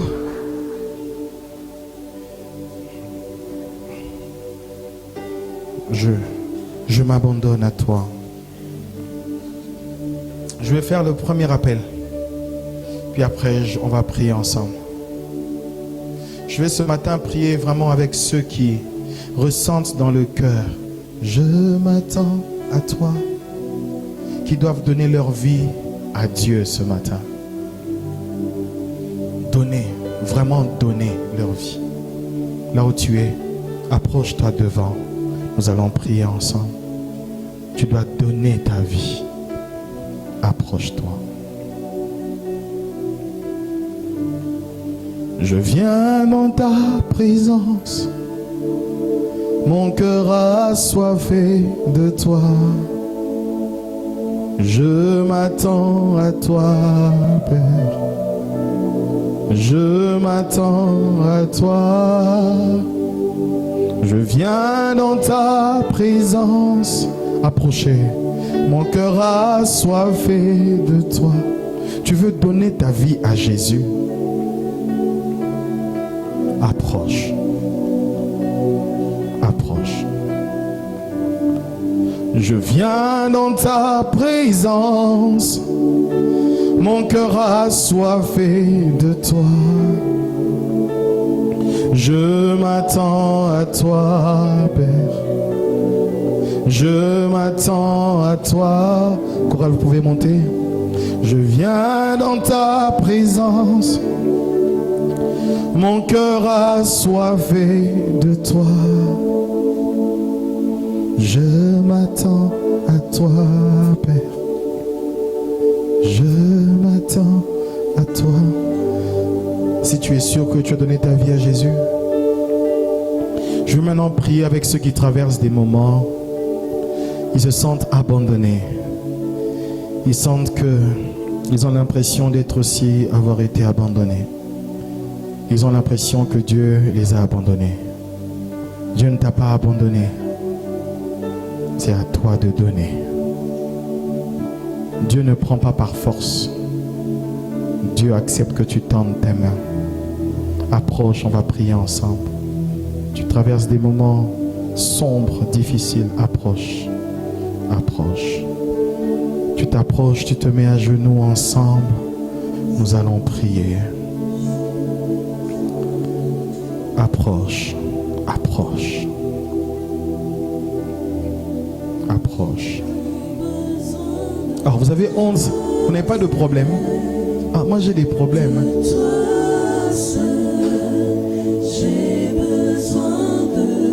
Je t'attends.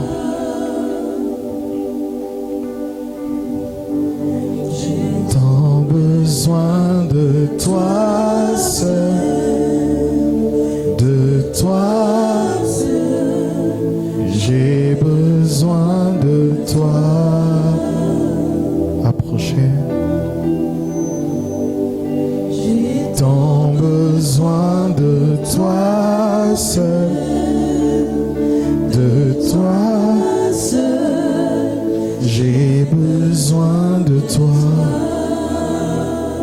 Et je viens dans ta présence.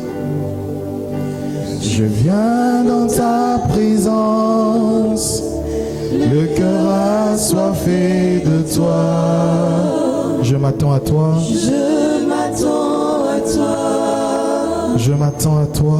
Je m'attends à toi. Je viens dans ta présence. Je viens dans ta présence. Le cœur assoiffé. Le cœur assoiffé de toi.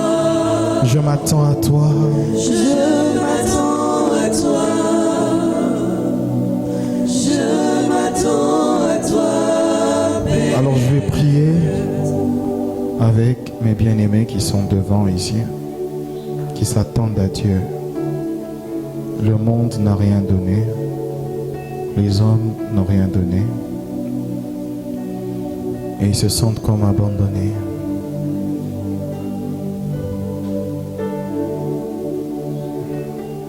Je t'attends, s'il y a une dernière personne, je t'attends. Je t'attends.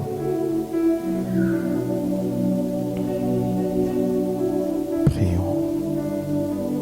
Seigneur, moi et mes sœurs, nous venons devant toi parce que nous sommes à une époque de notre vie où nous avons l'impression que c'est dur. Nous avons l'impression que tu ne réponds pas. Nous avons l'impression que tu ne nous exauces pas. Moi et mes sœurs, nous venons, Seigneur,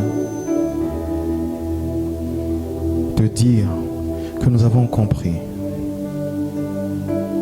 que le problème n'est pas ton silence.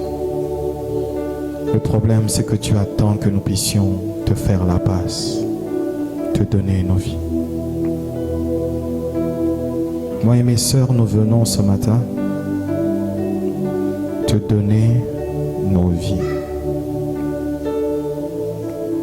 Te donner nos vies. Te donner nos vies. Prends ce détail dont tu as besoin avant de passer à la résurrection. Prends cette vie que tu veux pour vivre la résurrection. Nous connaissons des situations humiliantes, blessantes. Notre tête est courbée. Et nous ne savons pas expliquer ce par quoi nous traversons. Mais la meilleure des choses à faire pour nous, ce n'est pas de chercher le pourquoi. C'est de comprendre que tu veux que nous puissions te donner ce détail. Que nous puissions te donner ce Samuel.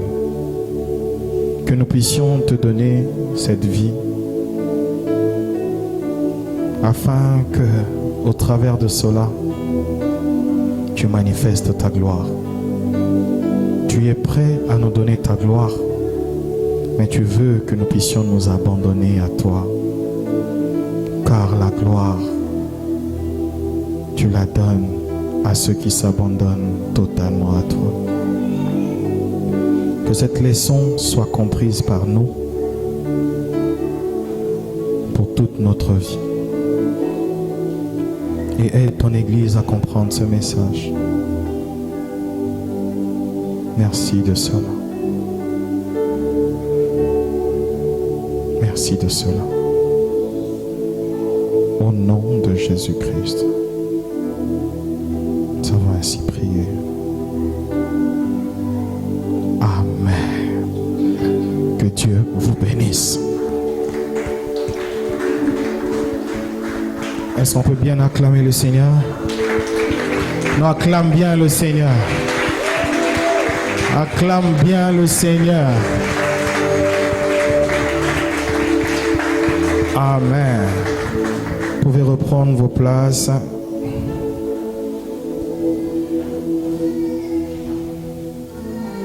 Amen.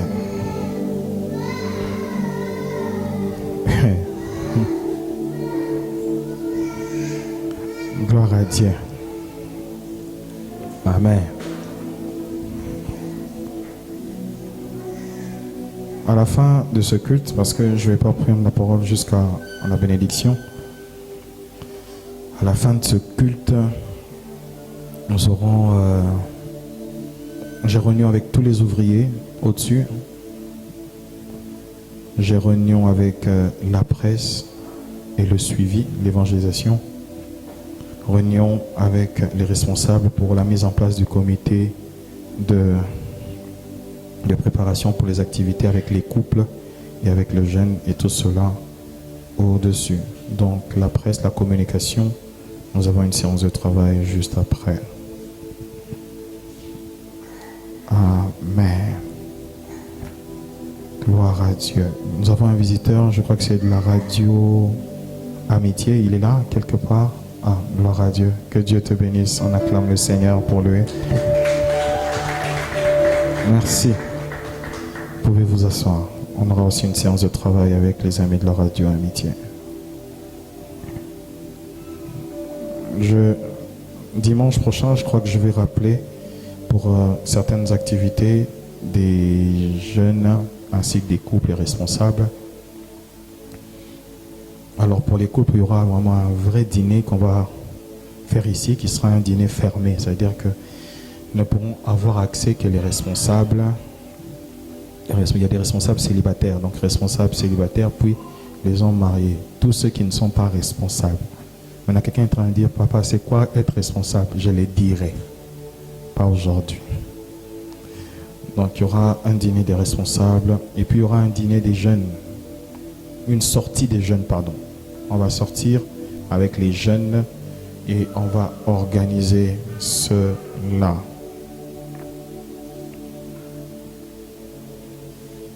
Donc, voilà. Ce vendredi, il n'y aura pas VVF. Nous sommes déjà sur YouTube. Donc, vous pouvez déjà aimer notre projet. Hier, on a partagé la première vidéo sur YouTube. Donc, vous pouvez déjà avoir vous connecter sur la page Pasteur Dave Ngilekwa. Vous pouvez même avoir le lien par un partage de la page et partager aux amis, aux connaissances. Nous sommes déjà sur YouTube et gloire à Dieu, que Dieu bénisse la communication à cet effet. Amen. À ce culte, nous allons apporter nos offrandes pour le loyer de l'église, hormis les autres offrandes. Que Dieu vous bénisse abondamment. Merci beaucoup. On acclame le Seigneur.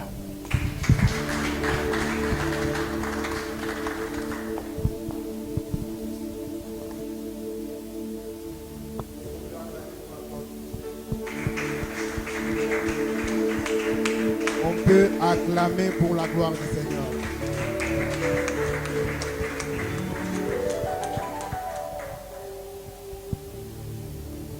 Nous avons été bénis par la parole de Dieu, n'est-ce pas? Et si nous avons été bénis, est-ce que tu peux le manifester? Est-ce que tu peux le manifester par nos acclamations? Que Dieu soit béni. Alors nous allons passer au service des offrandes. Là où tu es, si tu as apporté ton offrande, j'aimerais que tu tiennes ton offrande en main. Et nous allons suivre l'ordre donné par le protocole pour donner nos offrandes.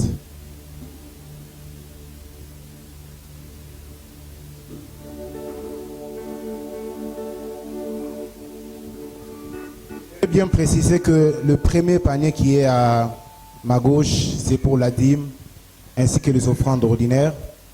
Le panier qui est à ma droite, c'est pour l'offrande du prédicateur, pour bénir le prédicateur de ce matin. Est-ce que tu peux t'approcher?